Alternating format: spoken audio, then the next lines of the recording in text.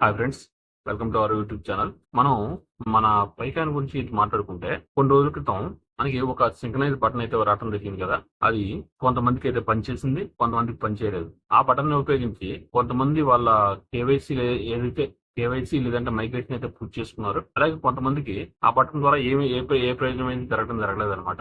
అలాగే ఇంకో అప్డేట్ కూడా వచ్చింది జనరేటివ్ ఏఐ గురించి. ఈ జనరేటివ్ ఏఐ అంటే మనకి ఏదైతే ఒక విషయం గురించి సమాచారం కావాలో దాని గురించి కొంచెం సమాచారం ఇస్తే దాని గురించి మొత్తం ఇన్ఫర్మేషన్ అనేది ఇది సేకరించి దాని గురించి పూర్తి డీటెయిల్స్ మనకి తెలియజేస్తుంది అనమాట.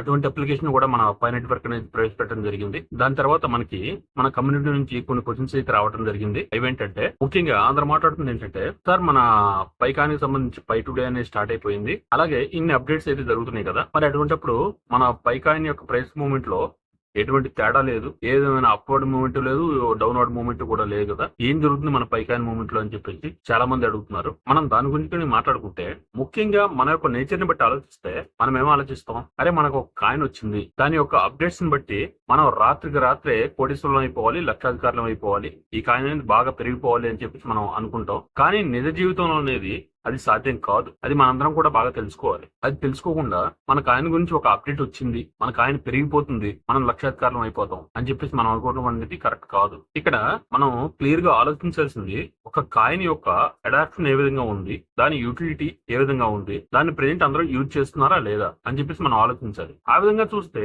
మన పై కాయిన్ యొక్క ఫ్యూచర్ చాలా బాగుంటుంది. కానీ ఇప్పుడు దీని అడాప్షన్ యూటిలిటీ అనేది చాలా తక్కువగా ఉంది. దాన్ని బట్టే మనం ఆలోచించాలి. అంతేగాని ఇప్పుడే మన పై కాయిన్ అనేది పైకి వెళ్ళాలి అని చెప్పి మనం ఏ విధంగా ఆలోచించకూడదు. అదే విధంగా ఇంకో ముఖ్య విషయంగా మనం చూసుకుంటే, మన పైకాయిన్ లో మైనింగ్ చేస్తున్నది ఈ క్రిప్టో మార్కెట్ గురించి నాలెడ్జ్ ఉన్న వాళ్ళు కాదు, అసలు క్రిప్టో మార్కెట్ లో ఎలా పనిచేస్తాయి అని చెప్పేసి ఒక నాలెడ్జ్ ఉన్న వాళ్ళు కూడా కాదు. ఏదో మన పై మైనింగ్ యాప్ గురించి తెలిసి దాన్ని మైనింగ్ చేసుకున్న వాళ్ళే కానీ మన క్రిప్టో మార్కెట్ గురించి అవగాహన ఉన్న వాళ్ళు మాత్రం పైకాయిన్ మైనింగ్ చేసుకోలేదు. అటువంటి వాళ్ళు మన కమ్యూనిటీలో పూర్తిగా వచ్చి జాయిన్ అయ్యారు. ఒక విధంగా ఇంత కమ్యూనిటీ రావడం పైకాయిన్ కి లాభమే, కానీ దాని గురించి అవగాహన లేకుండా జాయిన్ అయిన వాళ్ళ గురించి మన పైకాయిన్ కి ఇది ఒక మైనస్ గా కూడా మనం పరిగణించాలి. ఇప్పుడు మనకి మన పైకాయిన్ లో ఒక రీసెంట్ అప్డేట్ అయితే వచ్చింది ఈ జనరేటివ్ ఏఐ గురించి. వీళ్ళు ఏదైతే ఫస్ట్ లో డియాప్స్ 100 డియాప్స్ అయితే ప్రవేశపెడతామన్నారో దానికంటే కూడా ఈ జనరేటివ్ ఏఐ అనేది చాలా మంచి విషయం అనమాట. దీని ద్వారా ఫ్యూచర్ లో మన పై నెట్వర్క్ కి చాలా లాభం అనేది చేకూరుతుంది. ఈ అప్డేట్ వచ్చిన తర్వాత కూడా మన పైకాయిన్ యొక్క ప్రైస్ పైకి వెళ్ళట్లేదు అయితే చాలా మంది కామెంట్స్ అయితే చేస్తున్నారు. దాని గురించి కొంచెం మాట్లాడుకుందాం. ఈ విషయం గురించి మనం ఆలోచిస్తే, ఇంతకు ముందు ఏ ఈవెంట్ జరిగినా కూడా మొట్టమొదటిగా మన పై కోర్ టీమ్ అనేది కొన్ని న్యూస్ అయితే విడుదల చేయడం జరిగింది. దాని ద్వారా పైకాయిన్ ప్రైస్ అనేది పైకి వెళ్ళటం లేదా కిందకి వెళ్ళటం ఏదో ఒకటి జరిగింది. కానీ ఇది వీళ్ళ స్ట్రాటజీ అనండి, లేదంటే ఏదో ఒకటి అనుకోవచ్చు. కానీ ఈసారి పై టుడే గురించి అనౌన్స్మెంట్స్ ఏమీ రాలేదు. అలాగే జనరేటివ్ ఏఐ గురించి మాట్లాడటం జరిగింది ఎక్కువగా. కానీ మీరు ఒకటి ఆలోచించండి, ఏదైతే మన పై యాప్ ఉందో దాంట్లోకి వెళ్ళి వీళ్ళు ఏదైతే జనరేటివ్ ఏఐ గురించి ఒక యాప్ అయితే ప్రవేశపెట్టడం జరిగింది కదా, ఒక స్టూడియో అని చెప్పేసి. ఆ స్టూడియో ఓపెన్ చేసి మీరు దాంట్లో ఏ విధమైన సమాచారాన్ని తెలుసుకోవాలన్నా కానీ టైప్ చేసి చూస్తే అదైతే జనరేట్ అవ్వదు. ఎందుకంటే ఇంకా పూర్తిగా అయితే దాన్ని డెవలప్ చేసి ప్రవేశపెట్టలేదు. ఇంకా ఇప్పుడే దాన్ని డెవలప్ చేసి దీంట్లో ప్రవేశపెడదామని చెప్పి చూస్తున్నారు. అది పై నెట్వర్క్ తోటి అనుసంధానం అయిందే కానీ పూర్తిగా డెవలప్ అయితే అవ్వలేదు. ఇప్పుడు ఫర్ ఎగ్జాంపుల్ చూసుకోండి, మనం ఒక కారు కొన్నాం అనుకోండి,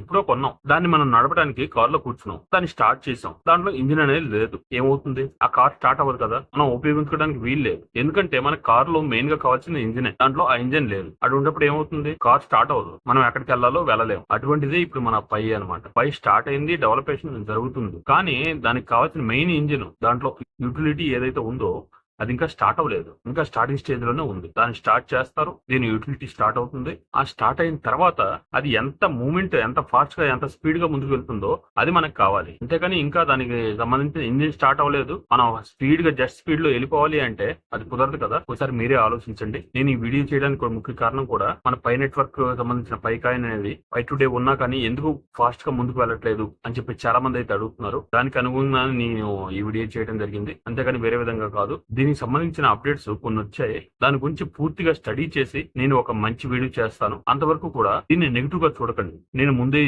ఏ విధంగా అయితే చెప్పానో దాని మీదే నేను స్టాండ్ అయి ఉన్నాను. ముందు ఫ్యూచర్ లో మనల్ని ఈ పై నెట్వర్క్ అనేది లక్షాధికారం చేయబోతుంది, ఈ విషయం మీద నేను స్టాండ్ అయి ఉన్నాను. దయచేసి ఈ పై నెట్వర్క్ ని ఏం చేయబోతుంది, ఏ విధంగా చేస్తుంది అని చెప్పేసి దాని గురించి అబ్జర్వేషన్ చేయండి. అంతేగాని ఈ నెట్వర్క్ గురించి సోషల్ మీడియాలో ఎవరైతే నెగిటివ్ గా ప్రచారం చేస్తున్నారో అటువంటి పట్టించుకోవద్దు. ఈ ప్రాజెక్ట్ గురించి తప్పనిసరిగా అర్థం చేసుకోండి. దీని గురించి కొన్ని అప్డేట్స్ అయితే వచ్చినాయి కదా, దాన్ని స్టడీ చేసే పనిలో ఉన్నాను. దాని గురించి పూర్తిగా స్టడీ చేసి ఒక డీటెయిల్ ఇన్ఫర్మేషన్ అనేది మీకు ఇస్తాను. దాన్ని బట్టి మీకే ఈ ప్రాజెక్ట్ మీద ఒక అవగాహన అనేది వస్తుంది. అప్పటి వరకు కూడా కొంచెం ఓపిక పడుతుంది. దయచేసి నేను చెప్పిన ఈ విషయాలు కానీ మీకు నచ్చాయని చెప్పి నేను అనుకుంటున్నాను. నచ్చితే ఒక లైక్ చేయండి. ఈ కాయిన్ గురించి ఏ విషయాలు తెలుసుకోవాలనుకుంటున్నారో నాకు కామెంట్ సెక్షన్ లో తెలియజేయండి. తప్పకుండా ఆ విషయాల గురించి నేను తప్పకుండా తెలియజేస్తాను ఫ్రెండ్స్. నెక్స్ట్ ఈ వచ్చిన అప్డేట్స్ గురించి మంచి విషయాలు మీకు తెలియజేయాలని ప్రయత్నిస్తాను.